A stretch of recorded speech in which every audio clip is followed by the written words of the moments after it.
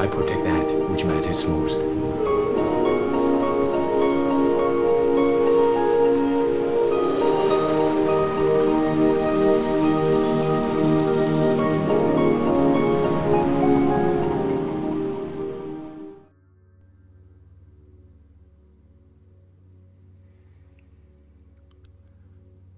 Good evening, good morning, good afternoon,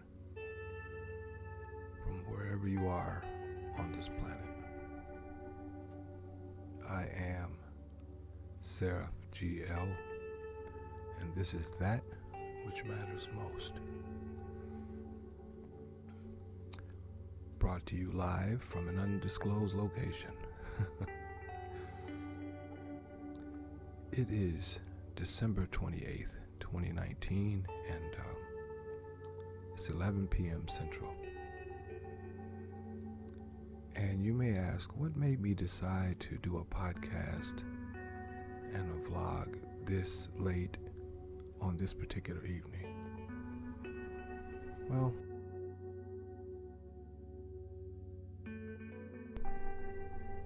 I guess you could say that my spirit, if you will, my being is restless. I know what 2020 is bringing, for me at least. Major change, major shift, major upheaval, if you will. And there's a part of me that's very much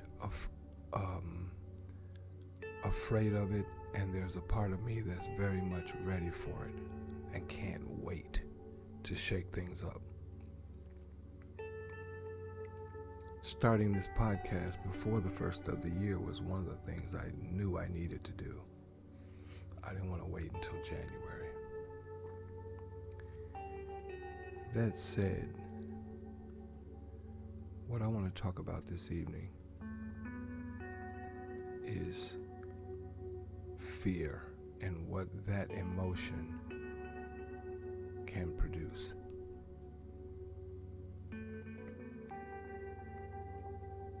The two most dominant emotions in the human experience is fear and greed. Greed promotes you to do things sometimes that you ordinarily would not do for lack of that greed.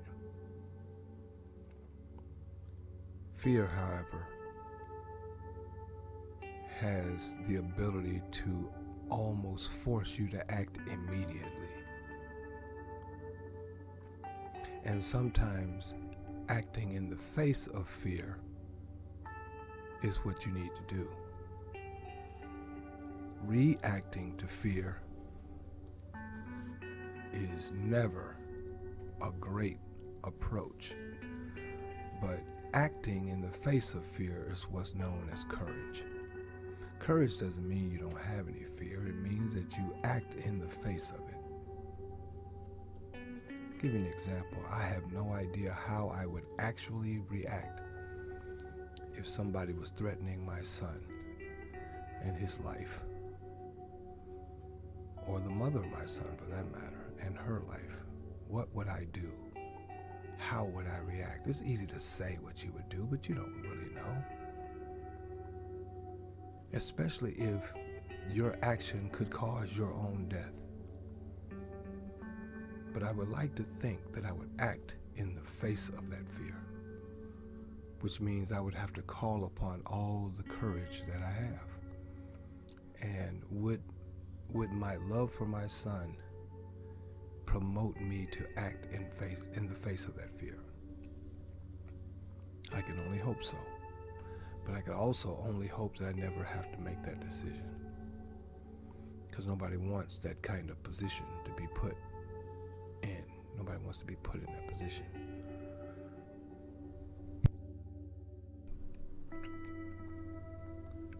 With that said,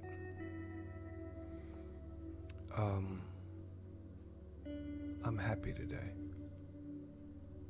I'm happy today because I have some fear It's motivating me to act in the face of it. A lot of things are going to change in my life, people. It's going to affect a number of people, actually. But I'm ready. You'll see. It's nothing I really need to talk about, but you'll see. There's a lot of really great things happening already, and a lot of really great things that are due to happen based on the decisions that I've made in the last month or so. But if nothing happens, if nothing changes at all, I'm still happy because I'm acting, I'm moving. If you're not moving, you're dead, people. If you're not moving, you are dead. You have to keep moving. Don't ever let any circumstance, any situation, any person that may have been in or out of your life, or any situation that it may have come into or come out of your life, don't let it make you stand still. Stillness is death.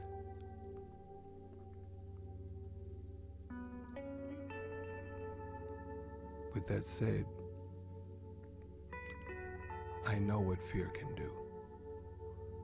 Fear is the root cause of so-called racial bias. Fear is the root cause of racial oppression, if you will.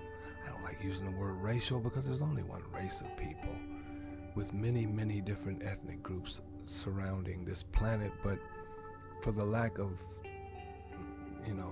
needing to educate in every word I say, that is the root of all of this, is fear. The European is one of the smallest groups of people on the planet, and it ain't getting no bigger.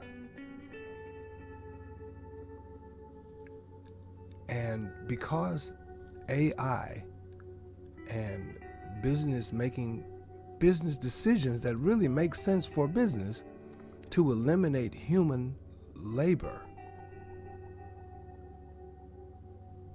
the propaganda that's being used is to make you believe that the root cause of your problem is another ethnic group.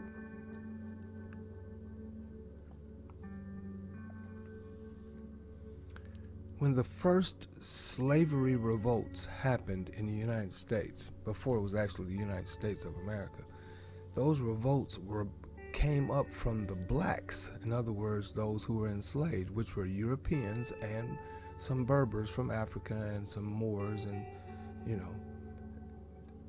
against the Moorish and European slave owners, landowners, landlords, if you will, the whites. Those revolts were a mixed bag of ethnicities, from the Irish to the Congo. However, because the European was so outnumbered, they figured out a way to make those Europeans believe they were superior and gave them a title of white, even though that white was not earned by virtue of ownership. By law, that is. Which is why we were originally called Indians, and then that was taken from us and called Negro, and Europeans became whites, and we forever and perpetually became blacks. Black denotes slavery. Black equals death. Black has no standing in the law. But all of that was done out of fear. Fear of a quote-unquote black planet, if you will. To all people listening, anywhere you may be listening at this time in the world, don't let fear make you react.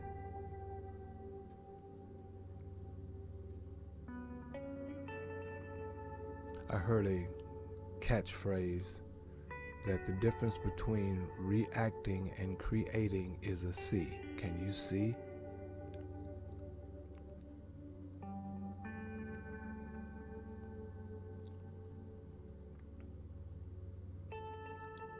Let's try to keep seeing. Let's try to start seeing. Let's try to be more vigilant about changing the programming that we're being given. Because that programming is the root cause of everything, folks. The memes that create the fear, which lodge that fear into your psyche. And unless you actively work on it, it will be there for the rest of your life and the lives of your children, visited to the next generations. I'm not telling you you have to get rid of all fear, because that's virtually impossible in this world where they're promoting fear like they promote food. Fast food, that is. But in the face of all of that fear, learn to create. Let's create a world that's worth living in. Because if we don't do something quick, this shit is gonna hit the fan. And I don't want to be around to see it. Unfortunately, I don't want my son to see it either. So let's do something. Let's do something right, folks. Let's change the narrative. Let's change the scope. Let's change the deal. Nobody's looking to kill you. Nobody's looking to bother you. Nobody's looking to do any of that. Nobody's looking to take your job. Let's make some moves this year, 2020. 20204. Somebody look up what that word, that number in numerology means, the number 4. Let me look it up now just to be on the safe side. Numerology. Number 4. The meaning of number 4, the energy of number 4 is all about conscientiousness and responsibility. Oh my gosh. Which contrasts starkly with number 3, the previous root number, which was analogous with unbridled creativity. People who are informed by the energy of 4 are hardworking, dependable, persistent, productive, whatever. But the number 4 in numerology seeks security and home. People under the influence of the 4 as their name number are usually very cerebral and need to find ways to expand their knowledge. The number 4 symbolizes the principle of putting ideas into form and signifies work and productivity. When there are no jobs, then what will we do for work and productivity? We will find a way. Just don't react in fear. Act and create. On that, may you be well, may you be peaceful, may your soul be glad. I am Seraph GL, and that is that which matters most. And as always in parting, I bid you peace.